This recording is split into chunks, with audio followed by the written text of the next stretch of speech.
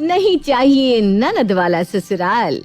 कहते हैं हर घर में सबकी बराबर बात मानी जाए तो घर अच्छे से चलता है, लेकिन क्या हो जब एक घर में सिर्फ ननद अपनी चलाए। चलिए देखते हैं। ऐसे ही नंदिनी आज घर में चाप की सब्जी बना रही थी, तभी वहाँ रीमा आती है और उसको चाप बनाता देख लेती है।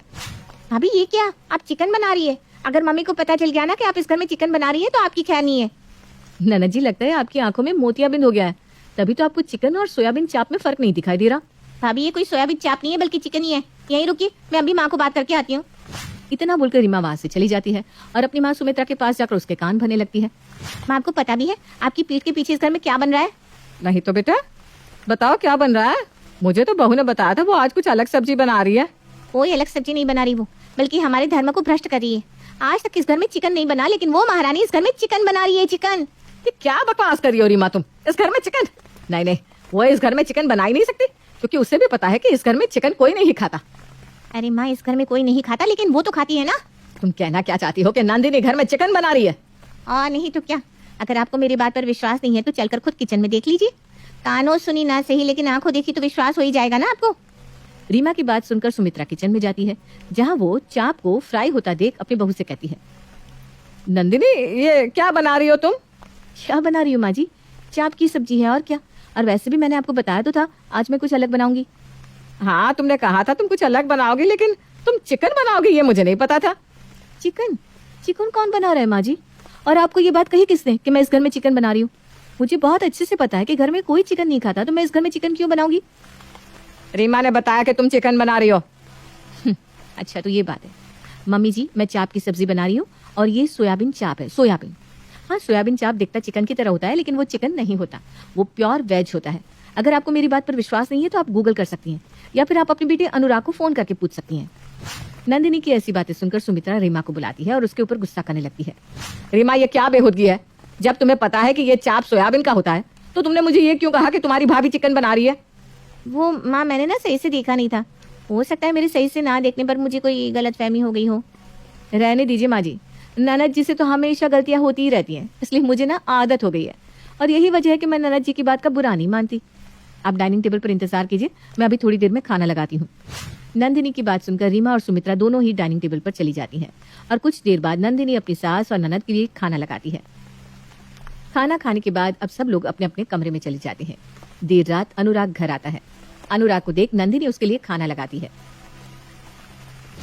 और कुछ देर बाद वो कहती है, अनुराग जी, हमारी टीवी बहुत ज्यादा पुरानी हो चुकी है, कभी कभी तो हमारी टीवी चलते हुए ही बंद पड़ जाती है, क्यों ना हम एक अच्छी डिजिटल टीवी ले ले।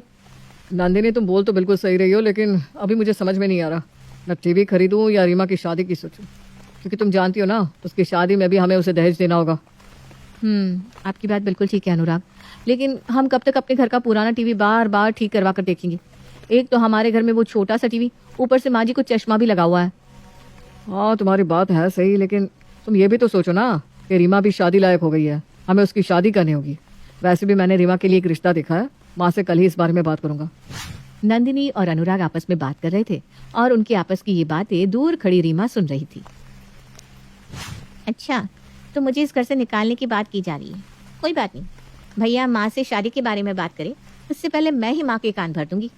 इतना बोलकर रीमा अपनी माँ सुमित्रा के पास चली जाती है और एक बार फिर अपनी माँ के कान भरने लगती है। माँ, आपको पता भी है आपकी बहू आपके बेटे के कान भर रही है। क्या बकवास करती रहती है रीमा तू? मुझे तो अब तेरी बात पर विश्वास ही नहीं होता। और भला बहू अनुराग के कान क्यों भरेगी? अनुराग मेरा इकलौता बेटा है और वो इस घर की इकलौती बहू, तो उससे उसके कान भरने की जरूरत ही नहीं है।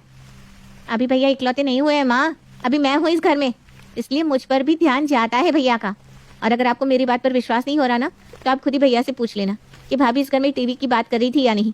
भाभी इस पुराने टीवी को बेचकर नया टीवी लाना चाहती है, वो भी डिजिटल।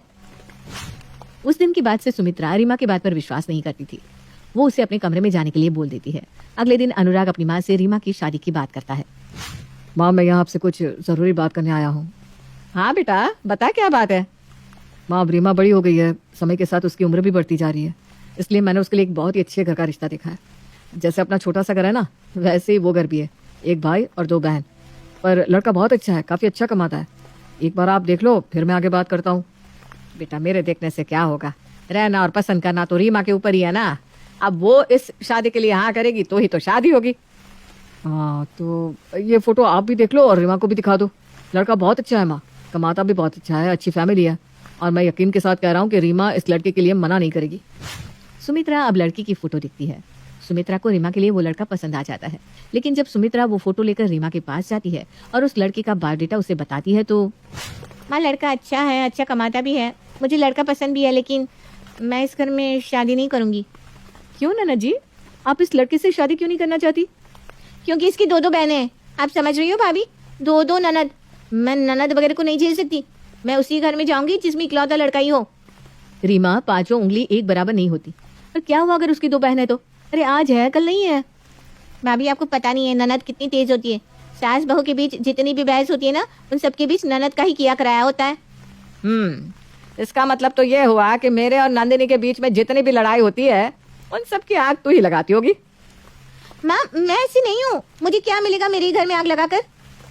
हाँ, तो इस लड़की की बहन भी ऐसी नहीं होंगी। देखो, संडे को लड़के वाले आ रहे हैं, इसलिए तुम रेडी रहना। और ये बात मैं खुद से नहीं बोल रही, बल्कि तुम्हारे भैया बोल कर गए। नंदिनी की बात सुनकर रीमा अपना मुंह बनाकर वहां से चली जाती है। शाम को नंदिनी अनुराग से कहती है, अनुराग जी, मैं क्या कह रही थी कि अब तो नंदिनी का रिश्ता भी पक्का हो जाएगा। अब उसकी शादी के लिए हम सामान लेंगे, तो क्यों ना हम अपने घर के लिए भी टीवी ले लें। अब कल को मेहमान आएंगे तो उनके सामने ये छोटा सा टीवी अच्छा थोड़ी ना लगेगा। नंदिनी की बात सुनकर अनुराग उसकी बात से सहमत होता है और अगले ही दिन वो एक बड़ा और महंगा टीवी लेकर आ जाता है अपने घर में। इतना बड़ा और महंगा टीवी देखकर रीमा एक बार फिर अपनी माँ के कान में बुदबुदाने लगती है। देखा माँ, क्या कहा था मैंने आपसे?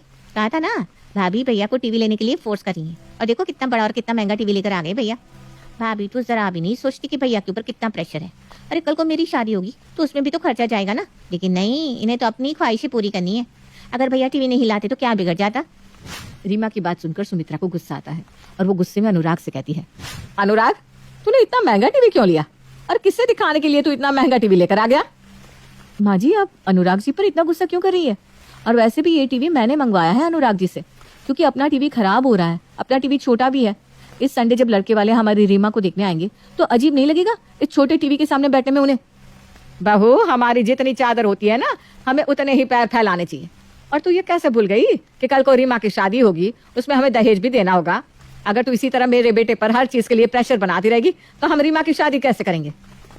अपनी सास की ऐसी बातें सुनकर नंदिनी के दिल को बहुत ठेस पहुंचती है और वो ना चाहते हुए भी अब बोल पड़ती है, माँ जी माफ करना, पर आज पहली बार मैं आपको जवाब दे रही हूँ।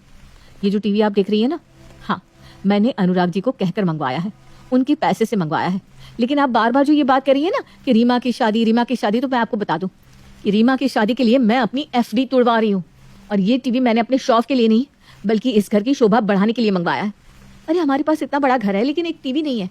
अगर मैंने एक टीवी मंगवा लिया तो कौन सा गुनाह कर दिया? नंदिनी के मुंह से ये सब जानकर रीमा और सुमित्रा को अपने कहे हुए शब्दों पर शर्मिंदगी महसूस होती है, जिसके बाद सुमित्रा अपनी बहू से माफी मांगती है और रीमा भी अपनी हरकतों के लिए अपनी भाभी से माफी मांगती है और चुपचाप इस शादी के लिए हाँ कर देती है। समय गुजरता है और गुजरते समय के साथ रीमा की शादी हो जाती है, जहाँ उसकी एक नहीं दो ननद थी।